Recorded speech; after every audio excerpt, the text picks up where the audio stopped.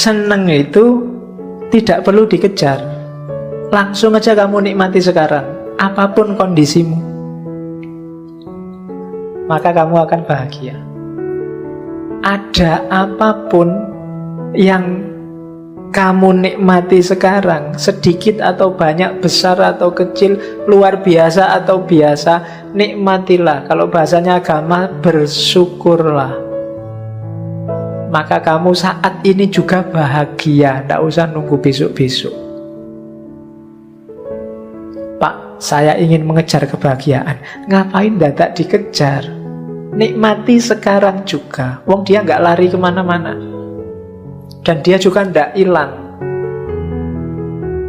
Kalau adanya cuma teh sama air putih, kopinya nggak dibawa ke sini, dinikmati aja apa adanya. Kalau kamu ndak adanya teh sama air putih kok membayang-bayangkan kopi, wah kopi kuwi enak mungkinnya kalau ada di sini, itu mesti nggak bahagia kamu. Tapi kalau kamu merasa cukup dengan teh sama air putih ini, ya sudah, bahagia kamu sekarang. Apakah punya pasangan atau kamu sedang jomblo dan kamu merasa cukup dengan itu, ya sudah. Jomblo kan nggak masalah, kamu masih bisa beli sabun. Bunganya opo kamu? Lah kok kamu ketawa, emangnya kemana arahnya? Oke, jadi merasa cukup dengan apa yang kamu miliki sekarang. Kuncinya itu. Kenapa? Karena dengan kamu tidak ngejar kemana-mana, ya segalanya mudah dicapai, segalanya mudah dinikmati.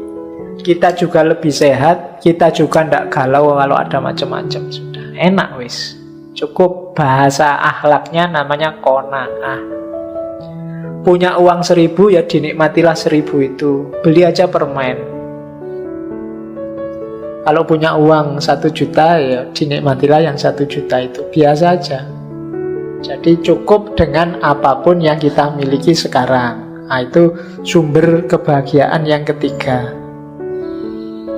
Oke, tadi dimulai dari salah paham tentang kebahagiaan, terus sumbernya kebahagiaan. Sekarang kita sembuhkan penyakitnya. Yang bikin orang tidak bahagia itu apa? Epikuros punya teori, namanya tetrafarmakos. Kayak namanya obat ya, artinya memang obat ya. Cuma kamu cari di apotek tidak ada. Kamu cari di apotek, Mbak beli tetrafarmakos, tidak ada. Ya, adanya di Epikuros. Tetrafarmakos itu artinya 4 obat biar kamu jadi orang bahagia. Oke, 4 obat itu apa? Nanti kita jelaskan satu-satu ya. Yang pertama, Tuhan tidak perlu ditakuti. Kematian tidak perlu dicemaskan. Hidup yang bahagia, hidup yang baik itu gampang. Menahan penderitaan itu juga gampang. Obatnya 4 ini. Hidupmu pasti bahagia, katanya Epikuros.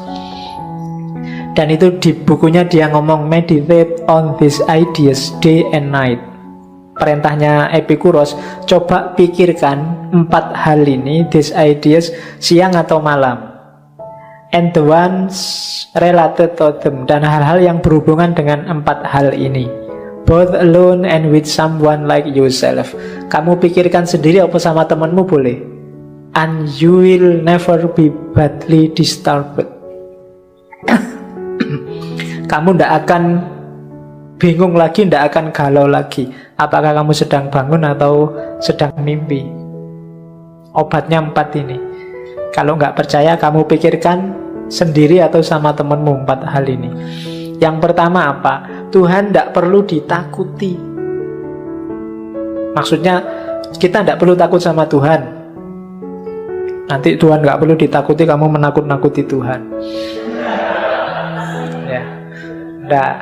Jadi kenapa Epikuros ngomong gini? Karena sebagian besar kita, nama relasinya sama Tuhan itu relasi takut.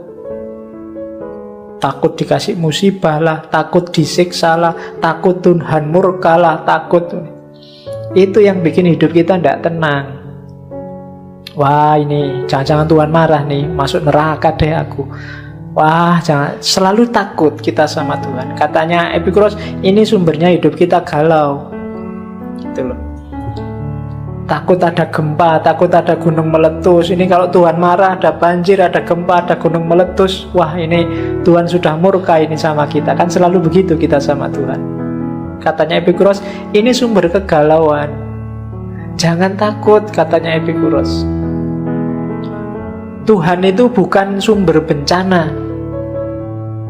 Kalau bis kan ada sumber kencono, sumber bencono itu kan, ya Tuhannya bukan sumber kencono itu. Jangan diposisikan Tuhan sebagai sumber bencana.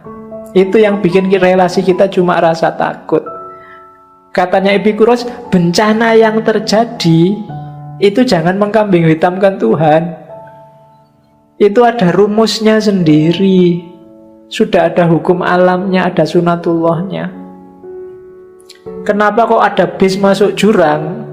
Oh, ini takdir ini. Iya, kamu nyalahkan Tuhan lagi. Kalau dihitung rumusnya ada, mungkin supirnya ngantuk, mungkin bisnya nggak layak jalan, mungkin supirnya salah perhitungan, macam-macam. Mungkin jalannya licin, rumusnya kan itu. Jangan menyalahkan Tuhan. Kalau ada banjir, ya kamu sendiri ngerti rumusnya. Kalau kamu nutup got-got, kalau gaya hidupmu nggak bersih, kalau rumahmu ada di pinggir sungai, yo airnya datang. Air itu dari tempat yang lebih tinggi ke tempat yang lebih rendah, kan rumusnya itu. Dan Allah nggak akan mengkhianati itu kalau itu sunatullahnya. Masa rumahmu di bawah terus airnya datang? Wah, ini nggak boleh ini kesayangannya Allah terus airnya muter gini kan nggak. Jadi segalanya sudah ada rumusnya. Nggak usah kita nggak usah kita takut pada Tuhan gara-gara itu. Jadi seandainya kita percaya Tuhan, relasinya jangan relasi takut. Itu bikin hidup kita tidak tenang. Kadang-kadang kita sudah sholat bener, sudah ibadah bener aja masih ketakutan. Diterima nggak ya? Waduh, sholatku 50% nggak khusyuk, ini gimana? Kalau takut terus. Itu Tuhan juga bingung, mau menghibur kamu tenang aja ya nggak bisa. Biar ya caranya, mungkin gitu Tuhan. Kamu ketakutan sendiri sih tanpa alasan. Iya. Tenanglah hidupmu. Bukan Tuhan biang keladinya macam-macam bencana. Hidup sudah ada rumusnya sendiri. Kalau kamu kurang ajar ya nggak disukai orang, itu kan rumus namanya. Kalau kamu asal ya nanti mesti celaka, itu rumus sudah. Jadi ndak usah terlalu takut sama Tuhan. Allah itu sudah menciptakan alam semesta dengan rumus-rumusnya, dengan hukum-hukumnya. Itu bahasa Islamnya begitu. Kalau ini bahasanya Epikuros. Terus ini yang saya bilang tadi. Epikuros itu jajal pakai logika, menganalisis Tuhan. Ini dulu pernah saya bahas ketika ngomong tentang argument of evil, argumen kejahatan yang melawan Tuhan. Katanya Epikuros, ayo dipikir ya, tentang bencana alam. Ini namanya trilema Epikuros.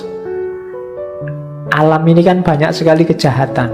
Orang kan sering mengaitkannya sama Tuhan. Tentang kejahatan, apakah kejahatan manusia atau kejahatan alam, itu kira-kira kehendaknya Tuhan atau bukan, kekuasaannya Tuhan atau bukan. Epikuros tanyanya gini, trilema itu kelanjutannya dilema. Kalau dilema kan ada dua pilihan, kamu harus milih salah satu. Kalau trilema itu 3 persoalannya. Kalau 5 berarti pancalema. Ya nanti Pancasila kalau nggak jelas maunya kemana jadi pancalema. Oke, katanya Epikuros, kira-kira kejahatan itu Tuhan mau tapi tidak mampu melenyapkannya. Kalau kayak gini, berarti Tuhan itu tidak usah ngaku dia maha kuasa. Wong Tuhan kok tidak mampu. Terus pertanyaan kedua, kalau memang Tuhan mampu, kira-kira Tuhan mampu, tapi dia nggak mau, ayo gimana? Oh ya berarti nggak usah ngaku Tuhan juga. Tuhan katanya maha penyayang. Masa nggak mau menyingkirkan kejahatan? Problem kedua. Problem ketiga, ya Tuhan itu mampu juga mau, maha kuasa, maha penyayang. Loh buktinya masih ada kejahatan. Loh, Tuhan itu berarti kalau begitu ya tidak mampu, ya tidak mau. Ya kalau gitu nggak usah disebut Tuhan. Ini namanya trilema. Jadi adanya bencana itu secara logis membantah eksistensi Tuhan. Saya tidak akan jelaskan ini panjang, dulu sudah tak jelaskan di Theodicy, Problem of Evil. Kalian tinggal mau refer lagi ke rekamannya ini, cuma saya sisipkan sebentar waktu ngomong kebahagiaannya Epikuros. Kita lanjutkan ke untuk menghindari ketidakbahagiaan yang kedua, kematian. Yang bikin orang galau yang kedua sebagian besar adalah tentang kematian. Banyak orang takut nasibnya besok setelah mati, sehingga hidupnya tidak tenang. Banyak hal yang bisa dia nikmati, tidak bisa dia menikmati, karena membayangkan besok aku kalau masuk neraka disetrika, ditusuk-tusuk, dibanting-banting kan. Gambaran kita tentang neraka kan begitu. Dulu waktu kecil saya membaca komik neraka itu, wah ngerinya luar biasa itu. Karena ada itu kan komik itu, neraka itu penuh dengan peralatan tukang di sana. Iya loh, ada palu, gergaji, lenggis, pokoknya di sana semua. Bayangkan, itu kan kamu membayangkan itu aja kan ngeri luar biasa. Wah, jadi katanya Epikuros gini loh, itu kamu termakan bayanganmu sendiri. Coba lihat baris ketiga itu. Kematian tidak perlu dikhawatirkan hari ini, karena kita sekarang masih hidup. Juga tidak perlu dikhawatirkan nanti, karena nanti kita sudah nggak ada. Ya, nanti Epikuros dikenal orang yang tidak percaya Tuhan, juga tidak percaya hidup sesudah mati. Tapi kalau pakai logika kayak tadi, logika yang awal tadi, bahwa yang kalimat pertama jelas, nggak usah galau dengan kematian, wong kita masih hidup. Kalau besok sudah mati kan belum jelas ada apa besok sudah mati. Kok kita sudah galau? Belum-belum, ya belum-belum itu bahasa Jawa ini durung-durung. Nggak tahu di bahasa Indonesia baku apa ndak itu. Belum-belum kok sudah takut itu. Durung-durung kok wis wedi gitu. Ya, kayak mahasiswa nulis skripsi, para petani pagi hari pada berangkat ke sawah. Itu kan pada berangkat ke sawah, oh podo mangkat ning sawah. Lah ya kan, berarti aku sing nulis Jawa asli itu kan. Tak bahkan kok kalimatnya ada padanya, pada berangkat ke sawah. Tak pikir-pikir, oh maksudnya podo mangkat ning sawah. Ya kan sering mahasiswa itu ngono, kelihatan aslinya. Jadi besok setelah mati kan kita tidak tahu situasinya di sana kayak gimana. Kok sudah takut? Sementara sekarang kita jelas masih hidup. Jadi ya wes nggak usah dibikin sumpek.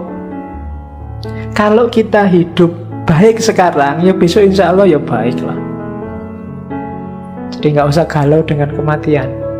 Itu kan kayak semboyannya Gontor itu loh. Gontor kan punya semboyan, berani hidup apa? Yang Gontor kan banyak. Jangan takut mati. Oke, kalau takut hidup, mati saja. Jadi jangan takut hidup, juga jangan takut mati. Biasanya orang yang sudah putus asa itu tidak berani hidup. Sementara orang yang sukses biasanya tidak berani mati. Sumber galau kita di situ. Kita uripe iki wedi terus. Tidak ada yang bikin kita santai. Takut terus, sama Tuhan takut, sama hidupnya sendiri juga takut. Sama masa depan yang tidak jelas kita juga takut. Besok jadi apa ya kita? Ya besok ya dilihat besok. Kamu galau untuk besok kok mikirnya sekarang. Nah itu kesalahan kita di situ, katanya Epikuros. Kematian gak perlu dikhawatirkan sekarang karena kita masih hidup. Dan juga gak perlu khawatir nanti, karena nanti itu kita sudah gak ada, kita sudah mati. Jadi kematian tidak perlu dicemaskan. Singkirkan kecemasan itu. Mati itu kan berakhirnya pengalaman indrawi, katanya Epikuros. Kita takut sakit, kita takut, itu kan indrawi. Begitu kita mati, jasad indrawi kita sudah selesai, sudah mengurai, sudah dikubur, sudah selesai. Seandainya ada rohani, ya nanti roh itu kan yang masih ada. Epikuros ini kalau dalam filsafat pewaris atomisme Demokritos. Dia percaya bahwa hidup ini modelnya adalah atom. Isinya cuma dua, atom sama kekosongan. Jadi nanti susunan-susunan atom inilah yang bikin alam semesta ini macam-macam.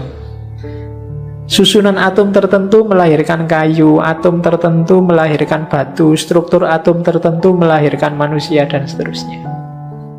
Atom-atom ini sifatnya abadi kalau di atomisme, dan itu diwarisi oleh Epikuros dari Demokritos, filosof Yunani awal, filosof alam. Kalau kalian susah menggambarkan atom, bayangkan mainannya anak kecil-kecil, Lego. Lego itu kayak atom macam-macam itu, Legonya sama, cuma kombinasi-kombinasi Lego itu bisa melahirkan barang macam-macam. Bisa jadi robot, bisa jadi kapal, bisa. Itu karena cara nyusun Lego. Itu kombinasi antara Lego dengan ruang kosong. Nah, alam semesta juga begitu. Bahannya namanya atom, nanti konstruksi macam-macamnya melahirkan isinya alam semesta ini. Itu atomismenya. Sengaja nggak saya angkat di sini, kapan-kapan kalau kita ngomong metafisika yang masuk ke atomisme. Jadi yang kedua, untuk bahagia nggak usah takut mati. Yang pertama, nggak usah takut Tuhan. Yang ketiga, nggak perlu terlalu dalam mikir mencari bahagia. Untuk bahagia itu mudah. Cara untuk bahagia apa? Nikmati hal-hal sederhana di sekelilingmu secukupnya, jangan berlebihan. Perhatikan kata-kata sederhana dan secukupnya. Sederhana, tapi kalau kamu menikmatinya berlebihan, tidak akan lahir nikmat. Minum air putih itu sederhana, tapi kalau kamu overdosis air putih, sama, masuk rumah sakit juga. Kalau nggak percaya boleh dicoba. Sekali minum sak galon misalnya. Itu sederhana. Alah Pak, cuma air putih aja kok. Iya, nuing sak galon. Ya tetap rumah sakit hasilnya. Jadi bahagia itu nikmatilah hal-hal kecil. Punyanya apa ya itu dinikmati. Punyanya HP jadul ya ndak apa-apa, HP jadul. Punyanya HP zaman dulu bisanya cuma buat SMS, ya wis SMS-an aja ndak apa-apa.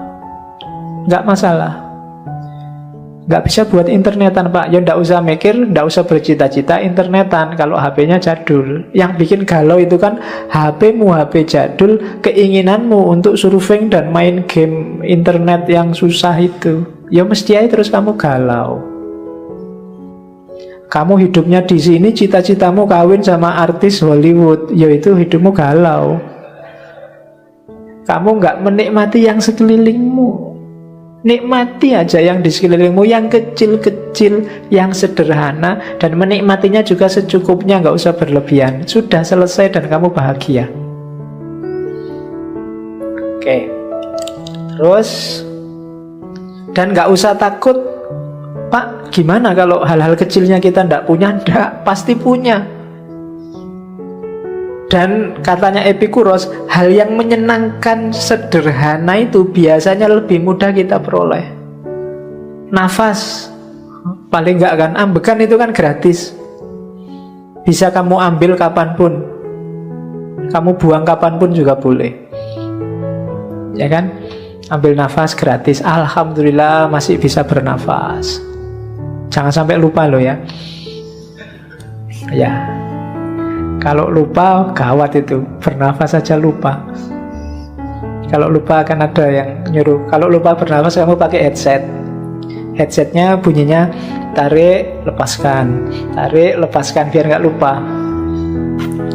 Jangan sampai lupa bernafas. Itu kan gratis. Teman, loh, temanmu ini sebanyak ini kan teman semua, nikmatilah. Punya kenalan di kelas, nikmati itu maksudnya bukan kok. Ya, jadi pikiranmu mesti merono kalau bahasanya. Jadi, banyak hal gratis sekelilingmu. Ngaji aja kamu dapat minum gratis, nikmati. Jadi yang sederhana dan enak itu mudah sekali kamu capek. Bahasanya Epikuros, alam ini menyediakannya bahkan berlebih untuk dirimu. Cuma kamu aja sering rewel, cerewet, minta yang lebih, menginginkan yang di luar jangkauanmu. Ya mesti wae hidupmu terus sumpek. Jadi rumusnya orang bahagia itu simple. Nikmati yang sederhana dan gratis dan secukupnya di sekelilingmu. Sudah kamu bahagia. Makanya ada kata mutiara dari Epikuros, let us thank the wise nature, for she had made the right thing easy and unnecessary thing heavier. Mari kita berterima kasih pada alam yang bijaksana, karena alam menyediakan hal-hal yang baik, mudah diperoleh, dan hal-hal yang tidak penting lebih susah diperoleh. Tadi kan ada yang natural tapi natural penting, ada natural tidak penting, ada tidak penting. Kalau kamu jeli, yang tidak penting itu kan lebih susah diperoleh. Yang tidak alami juga lebih susah diperoleh. Yang natural lebih mudah diperoleh. Itu wise-nya nature katanya. Ya kalau kita hari ini, itulah kebijaksanaannya Allah, kebijaksanaannya alam. Kalau hidupmu mulai susah, kamu mulai bingung meraih sesuatu kok susah, berarti ada yang kamu sedang mengejar yang tidak natural. Kalau kamu mengejarnya yang natural-natural, biasanya lebih mudah. Dan itu sudah rumusnya alam. Maka terima kasihlah pada alam. Yang baik itu mudah diperoleh, dan yang tidak penting itu lebih susah diperoleh. Kalau sebaliknya mungkin kita akan pusing.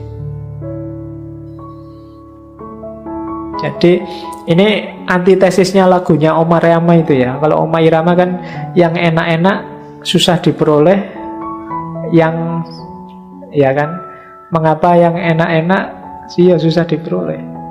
Itu nyanyiannya setan begitu. Nah kalau nyanyiannya alam, justru yang enak itu mudah diperoleh, yang simple itu mudah diperoleh. Jadi itu Epikuros. Oke, yang bikin sumpekan ini, kita tidak pernah merasa cukup kayak tadi. Nothing is enough for the man to whom enough is too little. Tidak ada yang cukup. Memang bagi orang yang cukup itu baginya terlalu sedikit. Ya kurang terus berarti. Dan orang kayak gini tidak akan bahagia. Maka punyalah batas yang namanya cukup. Pas. Nah, mau apa-apa kamu nggak perlu nyari yang berlebih, carilah yang cukup saja, yang pas-pas saja. Mau punya mobil ya pas, duitnya ada. Mau punya rumah banyak ya pas. Yang susah itu orang yang nggak punya batas. Misalnya, Pak, saya ingin sukses. Rumuskanlah suksesmu itu batasnya apa? Punya pekerjaan saja, atau pekerjaan yang gajinya sekian, atau apa? Kalau sudah terpenuhi, ya sudah, syukurilah. Kelemahan kita biasanya, batas kita selalu mulur. Itu filsafat kebahagiaannya Surya Mentaram kemarin. Sumber kegalauan kita adalah kita selalu mengulur batas, bikin kita tidak pernah bersyukur. Pak, saya cuma pengen punya kerjaan aja sudah bersyukur. Begitu dapat kerjaan, gajinya harusnya nggak sekian, Pak. Saya pengennya gajinya lebih tinggi. Begitu gajinya agak naik, ya saya pengennya, ya karirnya jangan serendah ini lah, Pak. Naik-naik dikit lah jadi pimpinan cabang atau apa. Nggak ada batasnya. Ketika kamu nggak kenal batas, nggak akan kamu ketemu kebahagiaan. Rumusnya untuk bahagia, ketahuilah batas. Karena nothing is enough for the man to whom enough is too little. Jadi kenali batasmu. Begitu kamu nggak kenal, hidupmu akan terus-menerus galau. Galau itu kan tidak enak. Sumpek mau ngapa-ngapain tidak enak. Padahal saat ini juga kamu bisa nyaman, kamu bisa bahagia. Kebahagiaanmu ternyata sumbernya kamu menginginkan yang di luar jangkauanmu. Itu yang bikin kita tidak bersyukur, sehingga sumpek terus. Yang ketiga, sebenarnya kita itu bisa kok menanggung kesulitan hidup, asal tidak cengeng. Kita biasanya terlalu melankolis, terlalu cengeng menghadapi musibah, sehingga rasanya berat. Katanya Epikuros, begitu kita dapat musibah, rumus pertama biar musibah itu terasa ringan, apa? Terimalah apapun yang terjadi, yang diberikan oleh alam semesta pada kita. Apapun yang menimpa kita, terimalah, maka tidak ada yang berat. Dikasih sakit, diterima saja, dicari obatnya sesuai kapasitasnya, maka tidak berat. Yang berat itu kalau kita memberontak, melawan, itu yang sumbernya penderitaan jadi berat kan itu.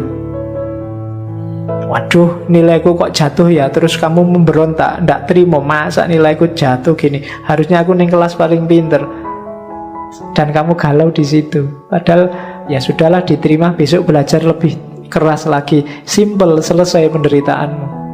Tapi kalau kamu panggul terus, kamu berontak terus, jadinya berat.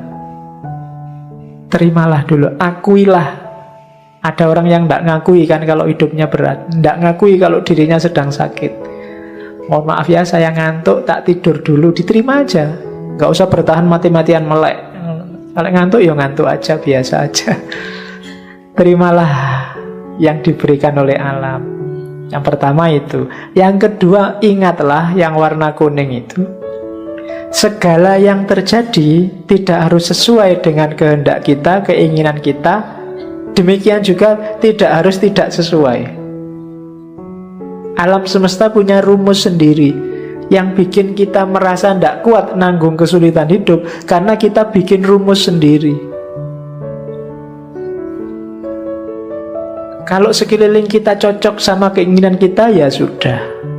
Kalau tidak cocok, ya sudah. Lebih nyaman untuk hidup. Yang bikin berat itu tadi, kamu berontak. Yang ketiga, kita selalu ingin ngontrol segala yang ada di sekeliling kita. Seolah-olah kita sutradaranya. Itu yang bikin kita galau, bikin kita merasa menderita. Seolah-olah yang di luar kita harus kita yang nyetir. Kita ingin ngatur terus. Harus begini, harus begitu, harus begini, harus begitu. Seandainya kita ngatur 10, mungkin ada 3 yang gagal, dan kita galau gara-gara 3 ini.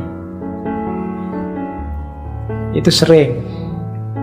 Jadi rumus yang keempat, Tidak sulit sebenarnya menanggung kesulitan itu. Yang bikin sulit kita sendiri. Ya kayak tadi bahasaku, kita sering cengeng. Cengeng itu tidak terima, memberontak, menganggap bahwa segalanya harus sesuai keinginan kita. Itu sumbernya sakit. Oh, siapa kita?